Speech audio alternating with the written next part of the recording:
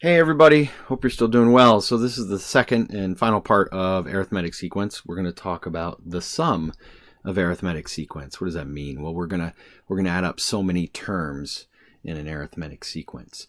And there actually is a real easy kind of formula to do this. What you have to realize with an arithmetic sequence is there's a bit of a pattern here in terms of adding things. And because of that pattern, we get a formula. I'm just going to give you the formula. I'm not going to get too much into it. But so we use an abbreviation of S sub n. That stands for the sum.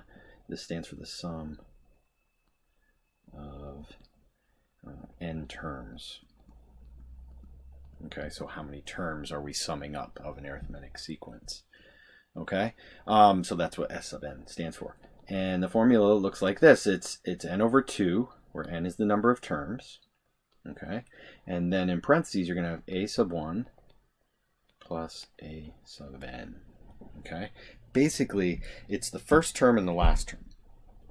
You're adding the first and the last terms, and then you're going to multiply by n over 2. N is the number of terms divided by 2. And really, it comes from the fact that that sum, when you add in the first and the last term, is the same thing as adding the second and the next to last term. You're going to get the exact same sum because of an arithmetic sequence. And you end up with these pairs of sums, but we end up with half as or twice as many as we need. So that's why we take and divide by 2. Don't worry, but this formula is what you need. Okay, so it is pretty easy. There's a couple that it can be a little tricky, a little more work involved, but the process is the same. So we want to find the sum of these problems. So again, I'm going to write the formula up here so I have it as a visual. It's n over 2, a sub 1 plus a sub n. So I need to know three things: n, a sub 1, and a sub n. Sometimes that n and a sub n are tied in, sometimes they're not. For example, here is my a sub 1, here is my a sub n. It's the first and the last term. Now, what I do need to know is n, how many terms? So I have to count. So 1, 2, 3, 4, 5, 6, 7, 8, 9 terms. So my n, in this case, is 9. So I'm going to find the sum of the first 9 terms. That's 9 over 2 times the first term plus the last term. Okay, plug that in the calculator. Do this is 34 times 4.5, whatever, and your answer should be 153. Okay, instead of sitting here and go 5 plus 8 plus 11 plus 14 plus 17 plus 20 plus 23 plus 26 plus 29, we can get the answer that quickly. And this only works because it's arithmetic. It will be something similar for geometric, but if it's just a regular sequence with no pattern like this, it doesn't work out. All right. So next one, we want the sum of the integers from 1 to 100. Okay, well, I need to know three things. I need to know a1, a sub n is my last term, and I need to know n. Well, my first term is 1, my last term is 100, and then the question is, how many terms are there? Well, there's 100, because of your integers. Integers is 1, 2, 3, 4, 5, 6, 7. So this would be s sub 100 of 100 over 2 times 1 plus 100. Okay, again, you can add that to 101 times 50, whatever, and you get 50 or 5,050. Okay, so it's a pretty slick formula. It's a little bit easier than the first part we talked about here.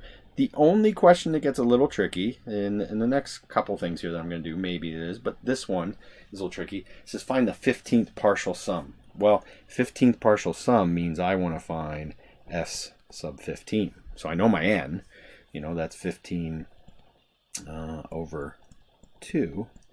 I know my first term. My first term is 2. Oops. Let's try it again. I know it's 2. What I don't know is my nth term. I don't know the 15th term. Two ways of doing it. One, I can see that I'm adding 3 each time. So I could add 3 until I get all the way to 15. It's a lot of work. And if I change this to the 500th partial sum, good luck. So what we need to do is we need to find our nth term so that we can plug in and get our answer. All right, well, that's not too hard. So a sub n is first term plus n minus 1. Well, what's my d? What am I adding each time? Yeah, that's easy. That's 3. And normally we distribute this and get a simpler form, but we really don't have to. We can just use this. We want the 15th term, 2 plus, well, 15 minus 1 is going to give me 14. times 3. So that's 42 plus 2. So that's going to be 44 is my 15th term. So now I can just plug into my formula. There's my last term. I'm going to add 2 plus 44 and multiply it by 15 divided by 2, and we should get 345. Okay, so this is the only type where you have to do a little work because we have to figure out what that last term, the 15th term, is. So if I asked you for the 20th partial sum, then it's S sub 20, it's 20 over 2, and we need to find A sub 20. So that's what that means. Partial sum, remember, means we're adding up so many of those terms of a series that would go on forever. All right, so speaking of that, kind of relating it back to what we did in the first section, is we bring the summation formula back in. All right, now I'm only at this point going to give you things that are arithmetic. We haven't talked about it, but you kind of know from the nth term that things are arithmetic if the equation is in a linear form, like an mx plus b form. Then we know it is going to be arithmetic. But we're only going to give you arithmetic here. So we want, again, we're going to use, oops, let's erase that. We're going to use our formula. S sub n is n over 2 of a1 a sub n. So remember, that's first and last term. So when I look up here and I'm going k equals 1 to 8, I want to sum up. All right, so there's 3 things we need to know. I need to know the first term. In this case, I need to know the last term, which is going to be the 8th term. And n is also 8. From 1 to 8 is 8 terms. Well, what's the first term? Well, I'm just going to plug in 1 into that formula. That's 1. I'm just going to plug in the last term, 8. That's 8. All right, so then what do we get here? So S sub 8 is 8 over 2 of 1 plus 8. So what do we get there? We get 36 for our sum. So instead of having to type that out like we did before, or 1 plus 2 plus 3 plus 4 plus 5 plus 6 plus 7 plus 8, we can use the formula. Okay, same thing here. So if I look here, I'm going starting at 1 to 20. So my n for my formula is 20. I got to find my first term. I got to find my 20th term. Well, the way we find that, plug in 1. 7 times 1 plus 1 is 8. Plug in 20. 7 times 20 is 140 plus 1 is 141.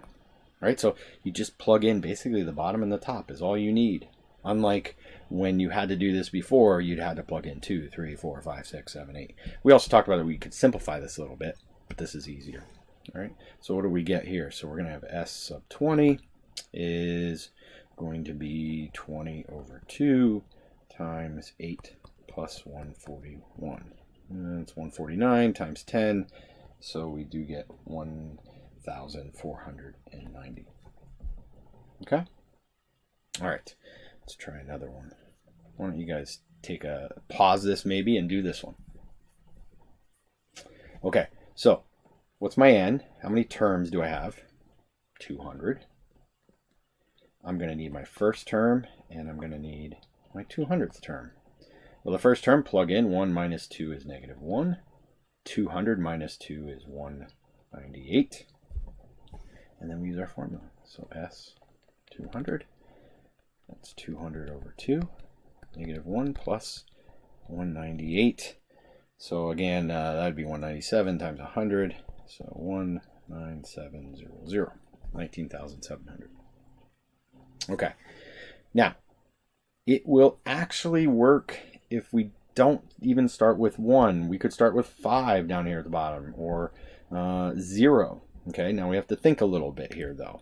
But what we have to first think about is, how many terms do I have? How many terms are there from 0 to 50? Well, there'd be 51. Okay, so there'd be 51 terms. All right, so in this case, I want the first term to be my 0th term. Okay, it's the first term in your series, in your sequence, I should say. So that's why it's the 0 term in this case. I know that seems a little strange, but it's the first one. So in other words, plug in whatever the bottom is. If this would have been a 5, then we would have done 5. Okay, so what's the 0 term? Well, that's negative 1. And then I want the 50th term. Okay, so that's going to be 149. So then when I go to do my formula, I'm actually finding the sum of the first 51 terms. So that's 51 over 2. And the first term was negative 1 plus the last term of 149. All right, work that out. 3,774. Okay, so again, so a summation will work that way. If, let's say, I said n is 5 of, we'll say 2n, and we went to 10. Okay, so what's my n in that case? Well, it's going to be 6. There's 6 terms. 5, 6, 7, 8, 9, 10 is 6 terms. And what I would need is my 5th term. Well, that's 10. And I would need my 10th term. And that's 20. So then I would be finding the sum of the first 6 terms of this. And I could go 6 over 2 and 10 plus 20. Okay. I just made this one on top of my head here right now. So this is 3 times 30 is 90. Okay, so it works out for anything. So try them out. Again, there's going to be some book work here dealing with the summation. I think this is a little bit simpler than the previous section. All right, take care.